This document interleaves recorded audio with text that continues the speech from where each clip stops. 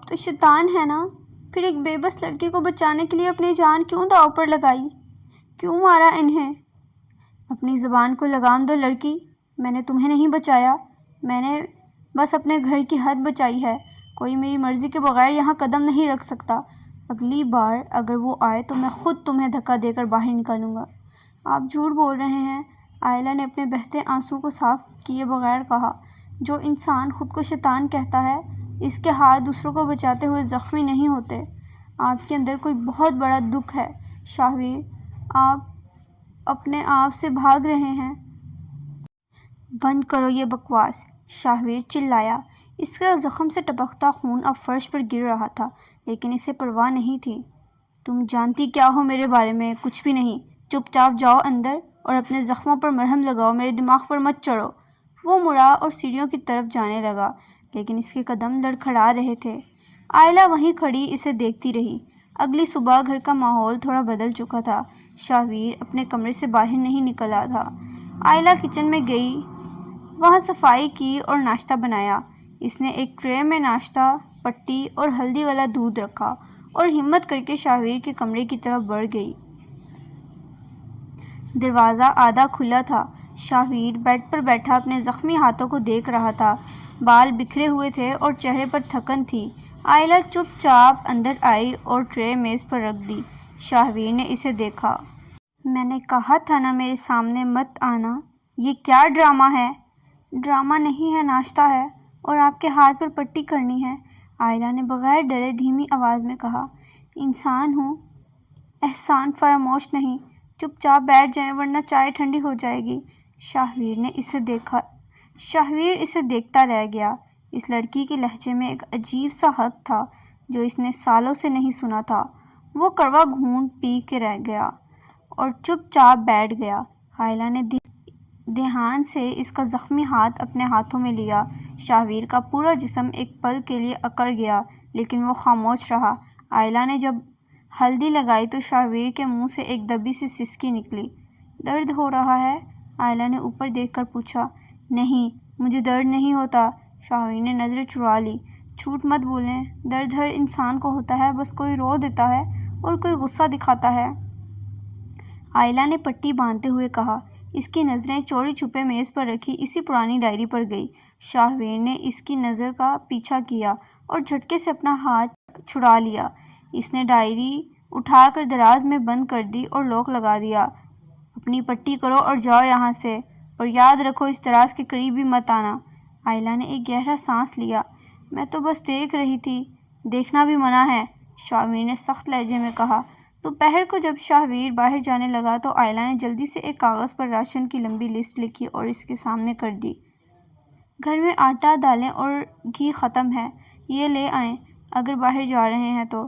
شاہویر نے لسٹ دیکھی اور پھر آئلہ کو دیکھا، جیسے اسے یقین نہ آ رہا ہو کہ یہ پناہ گزین لڑکی اب اس سے سودا سلف منگوا رہی ہے۔ میں کوئی تمہارا نوکر نہیں ہوں۔ نوکر نہیں ہیں، گھر کے مالک ہیں، کھانا آپ نے بھی کھانا ہے، آئلہ نے معصومیت سے کہا۔ شاہویر نے لسٹ جھٹکے سے پکڑی اور باہر نکل گیا، لیکن جب وہ بازار پہنچا تو اس کا دل بیٹھ گیا۔ ہر چوک پر، ہر دکان کے پاس چچا کے آدمی گھوم رہے تھے اور لوگوں کو آئلہ کی تصویر دکھا رہے تھے۔ پورے لاہور میں اس کی تلاش جاری تھی۔ شاہویر سودے کا تھیلا لے کر واپس آیا اور غصے میں کچن کی سلیب پر پٹخا۔ آئلہ چونک کر کچن میں آئی۔ تمہارے چچا نے پورے شہر میں تمہاری تصویریں بانٹ رکھی ہیں، کیا کیا ہے تم نے؟ شاہویر نے اسے دیوار سے لگا دیا۔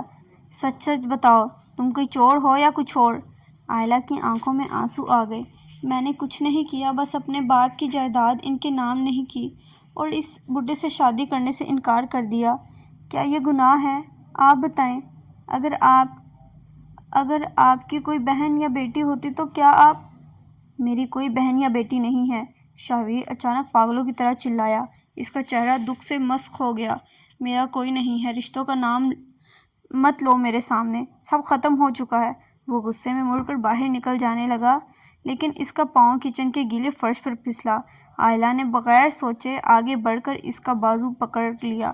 شاہویر کا بھاری وجود آئلہ پر گرا اور دونوں دیوار کے ساتھ لگ گئے۔ ان کا سانس ایک دوسرے کے چہرے پر پڑ رہا تھا۔ پہلی بار شاہویر کے آنکھوں میں وحشت نہیں تھی بلکہ ایک عجیب سی بے بسی اور نرمی تھی جو آئلہ کے دل کے پار اتر گئی۔ دونوں ایک دوسرے کو دیکھتے رہ گئے جیسے وقت رک گیا ہو، لیکن اسی لمحے کوٹھی کے باہر ایک تیز گاڑی آ کر رکی اور اس کا ہارن گونجا۔ دونوں ایک دم پیچھے ہٹے۔ باہر ہارن کی آواز مسلسل گونج رہی تھی۔ شاہویر نے گہرا سانس لیا، اپنے بال پیچھے کیے اور تیز قدموں سے باہر نکل گیا۔ باہر ہال میں کسی کے بھاری قدموں کی آواز آئی اور پھر ایک جانی پہچانی آواز گونجی۔ شاہویر کا پرانا دوست فرحان تھا۔ "شاہویر، تم پاگل ہو گئے ہو یا کیا حالت بنا رکھی ہے اپنی؟" فرحان کی آواز میں غصہ اور فکر دونوں تھے۔ "تم یہاں کیا کرنے آئے ہو فرحان؟ میں نے کہا تھا نا مجھ سے دور رہا کرو۔" شاہویر کی آواز حد سے زیادہ سرد تھی۔ آئلہ نے دھیمی قدموں سے ہال کی طرف قدم بڑھایا اور دیوار سے کان لگا لیے۔ "کیسے دور رہوں؟ باہر تمہارے گھر کے چکر لگ رہے ہیں۔ چودھری کے گنڈے پورے لاہور میں ایک لڑکی کو ڈھونڈ رہے ہیں اور مجھے پتہ چلا ہے کہ وہ رات یہاں آئی تھی۔ شاہویر، سچ بتاؤ وہ لڑکی اندر ہے؟ تمہیں اس سے کیا؟ جو بھی ہے میرے گھر میں ہے۔" شاہویر نے ٹکا سا جواب دیا۔ "پاگل مت بنو، وہ پولیس لائے گا، میڈیا لائے گا، تم پہلے ہی برباد ہو چکے ہو۔ اب کیا خود کو جیل بھیجنا ہے؟" فرحان چلایا۔ "تم کیوں دوسروں کے چکر میں پڑ رہے ہو؟ کیا اپنی ماں اور بہن کا انجام بھول گئے؟" یہ سنتے ہی حال میں جیسے سانپ سونگھ گیا۔ آئلہ نے سانس روک لی۔ "فرحان، دوبارہ ان کا نام مت لینا۔" شاہویر کی آواز ایک دم کانپنے لگی۔ "کیوں نہ لوں؟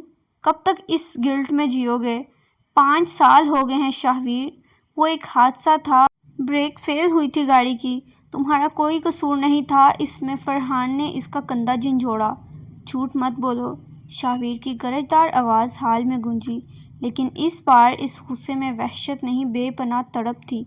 "میں گاڑی چلا رہا تھا فرحان، میں تیز تھا، میری بہن پیچھے بیٹھی چیخ رہی تھی، 'بھائی گاڑی روکیں، بھائی مجھے ڈر لگ رہا ہے'، اور میں سامنے سے آتے ٹرک کو نہیں دیکھ سکا۔ میری ماں تڑپ تڑپ کر میرے سامنے مر گئی فرحان، ان کا خون میری شرٹ پر تھا، میری اس ڈائری پر تھا۔ میں شیطان ہوں، میں نے اپنی ماں اور بہن کو مار دیا۔" دیوار کے پیچھے کھڑی آئلہ نے اپنے منہ پر ہاتھ رکھ لیا۔ اس کی آنکھوں سے آنسوؤں کا سیلاب بہہ نکلا۔ وہ جو خود کو دنیا کی سب سے دکھی لڑکی سمجھ رہی تھی، اسے اندازہ ہوا کہ اس کے سامنے کھڑا شخص کس جہنم سے گزر رہا ہے۔ فرحان نے ایک لمبی آہ بھری۔ "میں جا رہا ہوں شاہویر، لیکن خدا کے لیے اس لڑکی کو نکال دو یہاں سے، تم ایک اور طوفان برداشت نہیں کر پاؤ گے۔"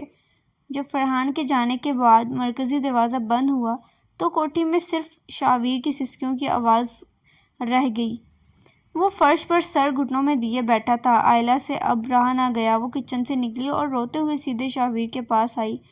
اس نے بغیر کچھ سوچے شاہویر کے سامنے گھٹنوں کے بل بیٹھ کر اس کا وہ زخمی ہاتھ اپنے دونوں ہاتھوں میں لیا۔ "دور ہو جاؤ مجھ سے۔" شاہویر نے روتے ہوئے اپنا سر اٹھایا۔ اس کا چہرہ آنسوؤں سے بھیگا ہوا تھا۔ "میں نے کہا تھا نا میں شیطان ہوں۔" "نہیں، آپ شیطان نہیں ہیں۔" آئلہ نے روتے ہوئے تڑپ کر کہا اور اس کا ہاتھ اپنے دل پر رکھ دیا۔ "شیطان دوسروں کے لیے نہیں روتا شاہویر، اور وہ ایک حادثہ تھا، آپ نے جان بوجھ کر کچھ نہیں کیا۔ خدا کے لیے خود کو سزا دینا بند کریں۔ تم کیا جانو۔" شاہویر نے اپنا ہاتھ چھڑانے کی کوشش کی لیکن آئلہ نے اس بار اسے مزید مضبوطی سے پکڑ لیا۔ "میں جانتی ہوں، میرے باپ بھی مجھے چھوڑ کر چلے گئے تھے۔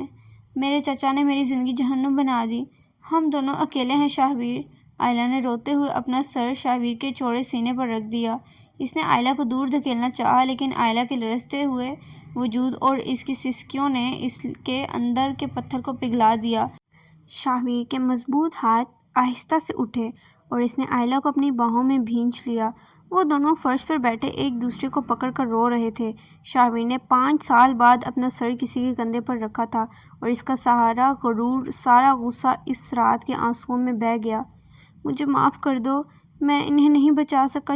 شاہویر آئلہ کے بالوں میں اپنا چہرہ چھپا کر بچوں کی طرح سسکیاں لے رہا تھا۔ "شش، آپ نے مجھے بچایا ہے نا، اب آپ اکیلے نہیں ہیں۔" آئلہ نے اس کے چہرے کو اپنے ہاتھوں کے پیالے میں لیا اور اس کی سرخ آنکھوں میں دیکھا۔ اس دردناک رات کے بعد کوٹھی کا ماحول جیسے یکسر بدل گیا۔ شاہویر کے چہرے کی وہ خونی وحشت اب ایک گہری خاموشی میں بدل چکی تھی جس میں آئلہ کے لیے ایک عجیب سی نرمی تھی۔ دوپہر کا وقت تھا، کچن میں چائے ابل رہی تھی۔ شاہویر چپ چاپ آ کر کچن کے دروازے پر ٹیک لگا کر کھڑا ہو گیا۔ اس نے آج کئی دنوں بعد اپنی داڑھی ٹھیک کی تھی اور سفید رنگ کا کرتا پہن رکھا تھا جس میں وہ بے حد وجیحہ لگ رہا تھا۔ آئلہ نے مڑ کر اسے دیکھا تو اس کے ہاتھ سے چمچ چھوٹتے چھوٹتے بچا۔ وہ شرما کر نظریں چرا گئی۔ چائے بن گئی ہے؟ شاہویر نے دھیمی اور گہری آواز میں پوچھا۔ جی بس 2 منٹ، آئلہ نے دوپٹہ سیدھا کرتے ہوئے کہا۔ شاہویر نے 2 قدم آگے بڑھا اور آئلہ کے بالکل پیچھے آ کر کھڑا ہو گیا۔ اس کا گرم سانس آئلہ کی گردن پر محسوس ہو رہا تھا جس نے آئلہ کا پورا وجود کانپ اٹھا۔ تم نے اپنے بال کیوں باندھے ہوئے ہیں؟ شاہویر نے بہت دھیمے سے پوچھا۔ وہ کام کرتے ہوئے گرمی لگتی ہے۔ آئلہ کی آواز حلق میں اٹک رہی تھی۔ شاہویر نے اپنا بڑا اور مضبوط ہاتھ آگے بڑھایا اور نرمی سے آئلہ کے بالوں کو کلپ کھول دیا۔ سیاہ ریشمی بال چمکتے ہوئے اس کی کمر پر بکھر گئے۔ آئلہ نے گھبرا کر مڑنا چاہا لیکن شاہویر نے اس کے دونوں ہاتھ پکڑ کر اسے سلیب کے ساتھ لگا دیا۔ وہ اس کے بالکل قریب تھا۔ شاہویر کوئی دیکھ لے گا؟ آئلہ نے دھڑکتے دل کے ساتھ نیچے دیکھا۔ کون دیکھے گا؟ اس گھر میں میرے اور تمہارے سوا کوئی نہیں ہے، شاہویر نے اس کے چہرے پر جھکتے ہوئے کہا۔ آئلہ تم میری زندگی کے اس اندھیرے میں کیوں آئی؟ شاید آپ کو اس اندھیرے سے نکالنے کے لیے، آئلہ نے ہمت کر کہا۔ اس کی سرمئی آنکھوں میں دیکھا۔ آپ نے وعدہ کیا تھا نا کہ مجھے چچا کے حوالے نہیں کریں گے؟ اگر میری جان بھی چلی جائے تو تب بھی کوئی تمہیں مجھ سے نہیں چھین سکتا۔ شاہویر نے اس کے گال پر بہتے ایک آوارہ بال کو چوما۔ آئلہ نے ڈر اور محبت کے ایک عجیب احساس سے اپنی آنکھیں مینچ لی، لیکن محبت کی یہ چند حسین لمحے بہت مختصر تھے۔ اچانک کوٹھی کے باہر دھڑام سے مرکزی گیٹ ٹوٹنے کی آواز آئی۔ کئی گاڑیوں کے بریک لگنے کا شور ہوا اور لاؤڈ سپیکر پر ایک آواز گونجی۔ شاہویر، باہر نکلو! پولیس نے تمہیں چاروں طرف سے گھیر لیا ہے۔ تم نے چودھری صاحب کی بھتیجی کو اغوا کیا ہے۔ چپ چاپ اسے حوالے کر دو ورنہ گولی مار دی جائے گی۔ آئلہ کا رنگ ایک دم اڑ گیا۔ وہ خوف سے شاہویر کے سینے سے لگ گئی۔ شاہویر، وہ آگے ہیں، میرا چچا آگے ہے، وہ مجھے لے جائے گا، مجھے مار دے گا۔ شاہویر کے چہرے پر ایک دم وہی پرانا جلال واپس آ گیا۔ اس نے آئلہ کے کندھوں کو مضبوطی سے پکڑا۔ آئلہ میری بات سنو، تم اوپر جاؤ اور اسی کمرے میں چھپ جاؤ جب تک میں نہ کہوں باہر مت آنا۔ نہیں، میں آپ کو اکیلا نہیں چھوڑوں گی، وہ آپ کو مار دیں گے۔ آئلہ رو پڑی۔ تمہیں میری قسم ہے آئلہ، اوپر جاؤ۔ شاہویر نے اسے سیڑھیوں کی طرف دھکیلا اور خود ہال کی طرف بھاگا۔ باہر لکڑی کا دروازہ ٹوٹ چکا تھا اور چچا چودھری اصغر پولیس انسپکٹر اور 10-12 مسلح غنڈوں کے ساتھ اندر داخل ہو چکا تھا۔ کہاں ہے میری بھتیجی؟ اوئے تڑی باز! چچا نے شاہویر کو دیکھتے ہی غصے سے چلایا۔ پولیس افسر صاحب، یہی وہ بدماش ہے جس نے میری یتیم بچی کو اغوا کر کے یہاں رکھا ہوا ہے۔ شاہویر نے چابیوں کا گچھا انگلیوں میں گھماتے ہوئے سرد لہجے میں کہا۔ انسپکٹر صاحب، چودھری سے کہیں اپنی زبان کو لگام دے، یہاں کوئی اغوا نہیں ہوا، وہ لڑکی اپنی مرضی سے یہاں آئی ہے۔ بند کرو یہ بکواس! انسپکٹر نے پسٹل تان لی۔ لڑکی کو ہمارے حوالے کرو ورنہ تمہارا وہ حشر کریں گے کہ تمہاری لاش بھی نہیں ملے گی۔ اوپر سیڑھیوں کے پاس کھڑی آئلہ یہ سب دیکھ رہی تھی۔ اس کا چچا شاہویر کی طرف بڑھ رہا تھا اور غنڈوں نے راڈ اٹھا لیے تھے۔ چچا نے جیسے ہی شاہویر کے گریبان کی طرف ہاتھ بڑھایا، شاہویر نے جھٹکے سے اس کا ہاتھ ہوا میں ہی دبوچ لیا۔ اس کی آنکھیں خون خوار ہو چکی تھیں۔ انسپکٹر صاحب، اس بدماش کو گولی مارو، یہ پولیس کے سامنے مجھ پر ہاتھ اٹھا رہا ہے۔ چچا اصغر درد اور غصے سے چلایا۔ چھوڑو اسے! شاہویر، قانون کو ہاتھ میں مت لو ورنہ یہی ڈھیر کر دیے جاؤ گے۔ انسپکٹر نے پسٹل کا رخ سیدھا شاہویر کے ماتھے پر کیا۔ غنڈوں نے لوہے کے راڈ شاہویر کے پیٹھ پر مارنے کے لیے اٹھائے ہی تھے کہ اوپر سے ایک چیخ گونجی۔ رک جائیں، خدا کے لیے رک جائیں! سب نے چونک کر اوپر دیکھا۔ آئلہ سیڑھیوں سے بھاگتی ہوئی نیچے آ رہی تھی۔ اس کے آنسو اس کے گالوں پر بہہ رہے تھے اور پورا وجود خوف سے کانپ رہا تھا۔ آئلہ، میں نے کہا تھا نا اوپر رہو! شاہویر نے تڑپ کر کہا۔ اس کی گرفت چچا کے ہاتھ پر دھیمی پڑ گئی۔ ہاں تو یہاں چھپی بیٹھی ہے میری پاک دامن بھتیجی۔ چچا اصغر نے ایک مکروہ مسکراہٹ کے ساتھ شاہویر سے اپنا ہاتھ چھڑایا اور آئلہ کی طرف بڑھا۔ شرم نہ آئی تجھے؟ غیر مرد کے گھر میں راتیں گزارتے ہوئے اپنے باپ کی عزت مٹی میں ملا دی تو نے۔ زبان سنبھال کر بات کرو چودھری! شاہویر چیتے کی طرح آگے بڑھا لیکن دو کانسٹیبلز نے فوراً اس کے دونوں باہیں پکڑ کر اسے پیچھے جھٹک دیا۔ انسپکٹر نے پسٹل اس کے سینے پر ٹکائی ہوئی تھی۔ اگر 1 انچ بھی ہلے تو بھیجے میں گولی اتار دوں گا۔ چچا جان پلیز انہیں چھوڑ دیں، ان کا کوئی قصور نہیں ہے۔ آئلہ نے چچا کے سامنے ہاتھ جوڑے۔ میں خود آئی تھی یہاں، یہ مجھے نہیں جانتے۔ اچھا تو اب اس بدماش کی وکالت کرے گی تو؟ چچا نے غصے سے آئلہ کا بازو اتنی سختی سے دبوچا کہ اس کے منہ سے چیخ نکل گئی۔ چل اب چپ چاپ گھر، بہت ہو گیا تیرا ڈرامہ، چھوڑو اس کا ہاتھ۔ شاہویر پاگلوں کی طرح تڑپا۔ اس کے ایک کانسٹیبل کو اپنے جھٹکے سے دور پھینکا، لیکن دوسرے گنڈے نے پیچھے سے لوہے کا راڈ اس کے زخمی ہاتھ پر مار دیا۔ شاہویر کے منہ سے ایک گہری کراہ نکلی اور وہ گھٹنوں کے بل فرش پر گر پڑا۔ شاہویر! آئلہ نے تڑپ کر اس کا نام پکارا اور اس کی طرف بھاگنے کی کوشش کی، لیکن چچا نے اس کے بال پکڑ کر اسے پیچھے کھینچا۔ چل بدماش کی بچی! انسپکٹر صاحب، اس لڑکے پر اغوا کا پرچہ کاٹیں اور اسے حوالات میں بند کر دیں۔ وہ مار ماریں کہ یہ اگلی بار کسی شریف زادی پر آنکھ اٹھانے کے قابل نہ رہے۔ چچا جان میری بات سنیں۔ آئلہ نے روتے ہوئے اپنے چچا کے پاؤں پکڑ لیے۔ میں چلتی ہوں آپ کے ساتھ، آپ جہاں کہیں گے میں شادی کر لوں گی، اس جائیداد کے کاغذات پر بھی سائن کر دوں گی، جو آپ چاہتے ہیں۔ بس خدا کے لیے انہیں چھوڑ دیں، انہیں پولیس کے حوالے مت کریں، میں آپ کے پاؤں پڑتی ہوں۔ شاہویر نے تڑپ کر فرش سے سر اٹھایا۔ اس کی آنکھوں سے پہلی بار بے بسی کے آنسو بہہ رہے تھے۔ نہیں آئلہ، نہیں، ان کے سامنے ہاتھ مت جوڑو، میں ٹھیک ہوں، تم کہیں نہیں جاؤ گی۔ چپ کر اوئے! ایک گنڈے نے شاہویر کے منہ پر بوٹ مارا، جس سے اس کے لبوں سے خون کا فوارہ چھوٹ گیا۔ شاہویر! آئلہ کی ایک دردناک چیخ پورے ہال میں گونجی۔ وہ چچا کی طرف مڑی۔ اس کی آنکھوں میں اب زندگی کی کوئی امید نہیں بچی تھی۔ چچا جان میں ہار گئی، میں تیار ہوں، بس اپنے آدمیوں سے کہیں انہیں مزید نہ ماریں، میں آپ کے ساتھ چلنے کو تیار ہوں۔ چچا اصغر نے ایک فاتحانہ مسکراہٹ کے ساتھ اپنے آدمیوں کو اشارہ کیا۔ چھوڑ دو اسے، مرے ہوئے سام کو۔ لڑکی خود تیار ہے۔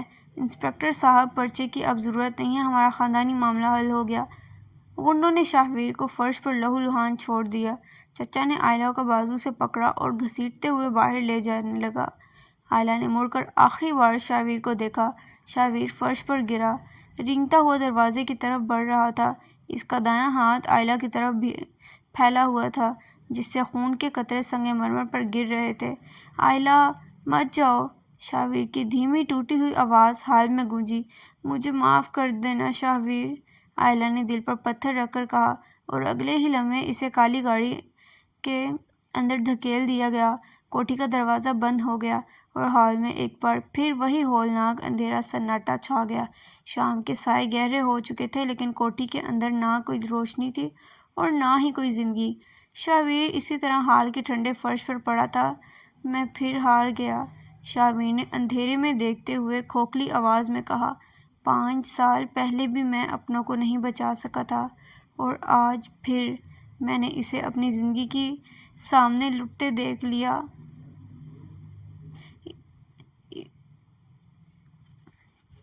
وہ اٹھا، لڑکھڑاتے قدموں سے اوپر اپنے کمرے میں گیا، دراز کا لاک کھولا اور وہ خون آلودہ ڈائری نکال لی۔ اس ڈائری کو اپنے سینے سے لگایا اور فرش پر بیٹھ کر راز و قطار رونے لگا۔ میں شیطان ہوں، میں سچ مچ شیطان ہوں، میں کسی کو خوشی نہیں دے سکتا۔ اس کی سسکیاں کمرے کی دیواروں سے ٹکرا کر واپس آ رہی تھیں۔ اس وقت فرحان دوڑتا ہوا کمرے میں داخل ہوا۔ ہال کا ٹوٹا ہوا دروازہ دیکھ کر وہ پہلے ہی گھبرا چکا تھا۔ شاہویر کو اس حالت میں دیکھ کر اس کا دل بیٹھ گیا۔ شاہویر! یہ کیا ہوا ہے؟ وہ گنڈے آئے تھے، لڑکی کہاں ہے؟ فرحان نے اس کے پاس بیٹھ کر اس کا کندھا ہلایا۔ شاہویر نے روتے ہوئے فرحان کا گریبان پکڑ لیا۔ فرحان وہ اسے لے گئے۔ وہ میرے سامنے اسے گھسیٹتے رہے۔ اس نے میرے لیے اپنے چچا کے پاؤں پکڑے۔ وہ بڈھے سے شادی کرنے پر تیار ہوگی فرحان، صرف میری جان بچانے کے لیے۔ میں کچھ نہیں کر سکتا، میں وہیں پڑا رہا۔ فرحان کی آنکھوں میں بھی آنسو آ گئے۔ شاہویر اپنے آپ کو سنبھالو، تم اکیلے اتنے لوگوں کا مقابلہ نہیں کر سکتے تھے۔ کیوں نہیں کر سکتا تھا؟ شاہویر چلایا۔ اس لڑکی نے مجھ پر بھروسہ کیا تھا، اس نے کہا تھا کہ آپ مجھے کسی کے حوالے نہیں کریں گے۔ میں نے اپنا وعدہ توڑ دیا فرحان، میں اب جی کر کیا کروں گا؟ تو پھر یہاں بیٹھ کر رونے سے کیا ہوگا؟ فرحان نے غصے سے اسے جھنجھوڑا۔ اگر سچ میں اس سے محبت کرتے ہو، اگر سچ میں اپنی گناہ کا کفارہ ادا کرنا چاہتے ہو تو اٹھو۔ چودھری اصغر کا گھر لاہور کے سب سے مہنگے علاقے میں ہے اور مجھے پتہ چلا ہے کہ وہ کل صبح ہی اس لڑکی کا نکاح اس بوڑھے چودھری فاروق سے کروا رہا ہے۔ یہ سنتے ہی شاہویر کا رونا ایک سیکنڈ میں رک گیا۔ اس نے ڈائری میز پر رکھی، اپنے چہرے سے آنسو صاف کیے اور کھڑا ہو گیا۔ کل صبح؟ شاہویر نے دھیمی خطرناک آواز میں پوچھا۔ ہاں، وہ جائیداد کے کاغذات پر سائن کرواتے ہی اسے اس بوڑھے کے حوالے کر دے گا، فرحان نے بتایا۔ شاہویر نے الماری سے اپنی سیاہ قمیض نکالی اور اسے پہننے لگا۔ فرحان، چودھری اصغر نے شیر کو نہیں، ایک سچ مچ کے شیطان کو جگا دیا ہے۔ اب یا تو وہ لڑکی اس گھر میں واپس آئے گی یا پھر کل لاہور کی دھرتی چودھری اصغر کے خون سے رنگی جائے گی۔ دوسری طرف چودھری اصغر کے بڑے محل جیسے گھر کے ایک اندھیرے کونے میں آئلہ کو ایک کمرے میں بند کیا گیا تھا۔ اس کا لال رنگ کا عروسی جوڑا بیڈ پر پڑا تھا۔ جو کمرے کا دروازہ کھلا، چچا اندر داخل ہوا۔ اس کے ہاتھ میں جائیداد کے کاغذات اور ایک پین تھا۔ یہ لے بی بی جی، چپ چاپ ان کاغذات پر سائن کر دے، ورنہ اس شاہویر کی لاش تجھے کل صبح نہر کے کنارے ملے گی۔ چچا نے کاغذات اس کے سامنے پٹخ دیے۔ آئلہ نے کانپتے ہاتھوں سے پین اٹھایا۔ اس کی آنکھوں کے سامنے شاہویر کا وہ خون سے لت پت چہرہ آ گیا۔ وہ سائن کر رہی تھی۔ چچا جان، بس اپنے غنڈوں سے کہیں کہ شاہویر کو کچھ نہ کہیں۔ ہاں ہاں، تو سائن کر، وہ بدماش ویسے بھی اپنے زخم چاٹ رہا ہوگا۔ چچا طنزیہ ہنسا۔ آئلہ نے روتے ہوئے کاغذات کے آخری صفحے پر اپنے دستخط کر دیے۔ اس نے اپنی زندگی، اپنی جائیداد، اپنی خوشی، سب کچھ شاہویر کی زندگی کے بدلے بیچ دی تھی۔